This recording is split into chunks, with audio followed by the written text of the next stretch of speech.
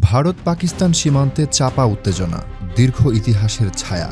ভারত ও পাকিস্তানের মধ্যে সম্পর্ক যেন এক সুদীর্ঘ জটিল দাঁথা। দেশ ভাগের ক্ষত আজও পুরোপুরি শোকায়নি। সেই বিভাজন রেখা থেকে জন্ম নেওয়া অবিশ্বাস আর সংঘাতের মেঘ আজও দুই দেশের আকাশকে মাঝে মাঝেই কালো করে তোলে। সাম্প্রতিককালে সীমান্তে আবারও বেড়েছে চাপা উত্তেজনা। নিয়ন্ত্রণ রেখা লাইন অফ কন্ট্রোল বরাবর উভয় পক্ষের সৈন্যদের আনাগোনা ও সতর্কাবস্থা পরিস্থিতি আরও ঘোলাটে করেছে।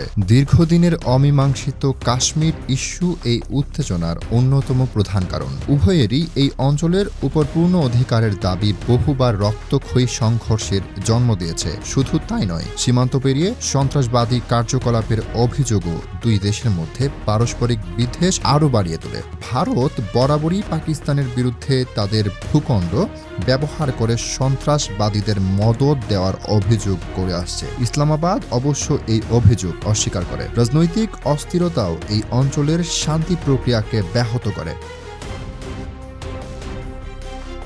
দ্বিপাক্ষিক সম্পর্ককে প্রভাবিত করে। নির্বাচনের আগে বা পরে জাতীয়তাবাদী আবেগ চাঙ্গা করতে গিয়ে অনেক নেতাই কঠোর মন্তব্য করেন, যা পরিস্থিতি আরও উত্তপ্ত করে তোলে। অর্থনৈতিক চাপও একটি গুরুত্বপূর্ণ অনুঘটক। উন্নয়নের দৌড়ে সামিল হতে গিয়ে উভয় দেশই বিপুল পরিমাণ অর্থ প্রতিরক্ষা খাতে ব্যয় করে। এই সামরিক প্রতিযোগিতা আঞ্চলিক স্থিতিশীলতার জন্য একটি বড় হুমকি। তবে শুধু সংঘাত নয়, শান্তির বার্তাও একেবারে অনুপস্থিত নয়। বিভিন্ন সময়ে দেশের সরকার ও সাধারণ মানুষ আলোচনার টেবিলে বসার এবং সুসম্পর্ক স্থাপনের চেষ্টা চালিয়েছেন, কিন্তু সেই উদ্যোগগুলি প্রায়শই রাজনৈতিক টানাপোড়েন বা অপ্রত্যাশিত ঘটনার জেরে ভেস্তে যায়।